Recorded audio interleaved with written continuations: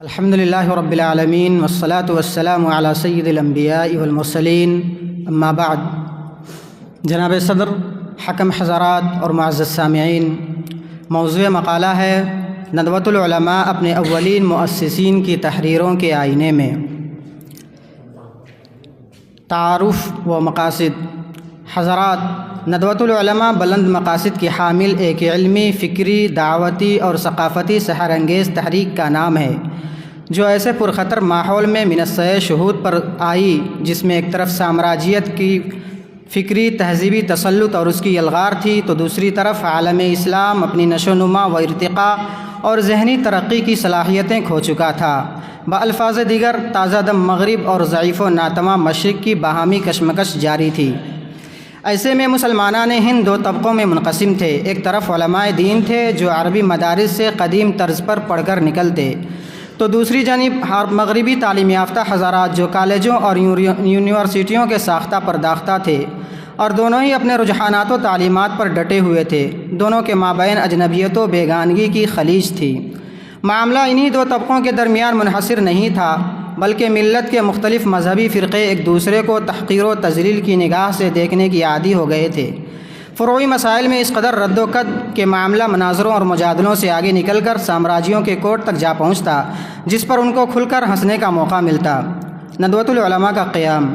ایسے ناگفتہ بھی حالات میں اس خلیج کو مٹانے کے لیے عالی ہمت، دراندیش و نکتہ سنج عالم حضرت مولانا محمد علی منگیری رحمۃ اللہ علیہ بیاباں کی شب تاریک میں قندیل ربانی بن کر ابھرے۔ چنانچہ سن 1310 ہجری مطابق 1892 میں مدرسہ فیض عام کانپور کے جلسے دستار بندی کے موقع پر حضرت مولانا نے ملک کے علماء حاذقین کے سامنے یہ بات رکھی۔ پھر علماء کرام کی اتفاق رائے سے اسی جگہ سن 1311 ہجری مطابق 1894 میں ندوۃ العلماء کا 3 روزہ پہلا اجلاس عام بڑی شان و شوکت کے ساتھ منعقد ہوا۔ یہ پہلا موقع تھا جب مختلف مسلک و مشرب کے بڑے بڑے علماء دین و اہل دل حضرات ایک ساتھ شانہ بشانہ صف بستہ نظر آئے، اور اس جلسے کی قیادت حضرت مولانا محمد علی منگیری رحمۃ اللہ علیہ فرما رہے تھے۔ اغراض و مقاصد۔ جہاں تک ندوۃ العلماء کے مقاصد و تخیلات کی بات، تو بقول مفکر اسلام حضرت مولانا سید ابوالحسن علی ندوی، مسلمانوں کا باہمی اتحاد اسلامی نشأت ثانیہ کے لیے مختلف اجتماعی، اصلاحی اور تعلیمی کوششوں میں ہم آہنگی، اعلیٰ صورت و کردار کی تشکیل، رسوم قبیحہ کا استئصال، مسلمانوں کے مختلف امور و مسائل کے حل کے لیے مختلف مسلک و مشرب کے صحیح العقیدہ علماء کے ایک مشترکہ پلیٹ فارم تشکیل کرنا، اسلامی اصولوں اور اس کے مقاصد کو مد نظر رکھتے ہوئے علوم دینیہ کے نصاب میں ایسی تبدیلی جو عصر حاضر کی تمام تقاضوں کی تکمیل کر سکے وغیرہ۔ انہی مقاصد و تخیلات کی تکمیل کے لیے سن 1313 ہجری مطابق 1898 میں ان حضرات نے تجربے و نمونے کے طور پر لکھنؤ میں ایک مدرسہ قائم کیا جو اپنی شہرت و مقبولیت اور زبان زد ہونے کی وجہ سے دارالعلوم ندوۃ العلماء کے نام سے موسوم و معروف ہے۔ ندوۃ العلماء اپنے مؤسسین کی تحریروں میں۔ ندوۃ العلماء کی چہار دانگ عالم میں خوب پذیرائی ہوئی اور ہر طرح سے اس کو اپنے مقصد میں کامیابی ملی۔ خود بانی ندوہ حضرت مولانا محمد علی منگیری 5ویں اجلاس میں سالانہ رپورٹ پیش کرتے ہوئے فرماتے ہیں، ندوۃ العلماء کی یہ برکت کیا کم ہے کہ اب تک علماء کی جماعت میں ربط و اتحاد کا کوئی خاص سلسلہ نہ تھا، لیکن ندوۃ العلماء کی وجہ سے یہ بات جاتی رہی، اور جو علماء سال میں ایک بار جمع ہو جاتے ہیں ان میں خاص قسم کا اتحاد و اتفاق پیدا ہو گیا ہے، اور جو بدگمانیاں نہ ملنے کی وجہ سے پیدا ہوئی تھیں وہ سب دور ہو گئیں۔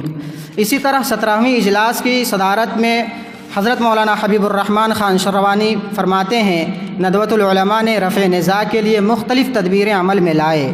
سب سے زیادہ مؤثر ذریعہ مختلف خیالات کے علماء کا باہم کشادہ دلی سے ملنا اور تبادلہ خیال کرنا، اور دوسرا طریقہ علماء کے مابین مصالحت کا تھا۔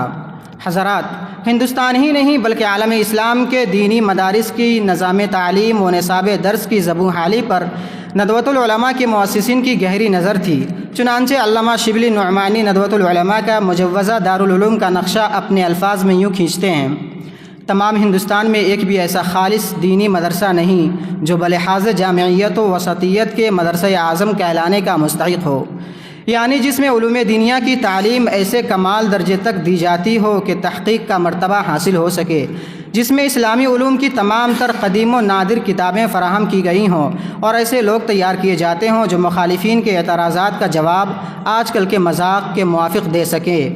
اس غرض کو پورا کرنے کے لیے لکھنؤ میں ندوۃ العلماء کا دارالعلوم قائم کیا گیا ہے۔ نصاب تعلیم کی اصلاح اور طرز تعلیم کی تبدیلی کا اعلان اتنا مؤثر ثابت ہوا کہ دونوں طبقوں کے ارباب فکر و عمل اس کے گرویدہ ہو گئے ہیں۔ حضرت مولانا حبیب الرحمن خان شراوانی خطبہ صدارت میں اس کی افادیت کی طرف اشارہ کرتے ہوئے فرماتے ہیں، حاوی و قادر بننے کے لیے ضروری ہے کہ طریقہ تعلیم اور نصاب تعلیم دونوں میں اصلاح کامل ہو، جس سے معاملہ فہم معاملات عالم سے باخبر علماء پیدا ہوں جو اپنی قوت، فہم و فراست اور معاملہ ذاتی کا سکہ اہل معاملہ کے دلوں پر بٹھائیں۔ ندوۃ العلماء نے نصاب کی اصلاح سے یہی مقصد پیش نظر رکھا ہے۔ حضرت مولانا ڈاکٹر سید عبدالحی حسنی کے اس جملے سے مزید اس کی توضیح ہوتی ہے، تحصیل علم کو آسان کیا جائے اور معیار پست بھی نہ ہونے پائے۔ وآخر دعوانا الحمدللہ رب العالمین۔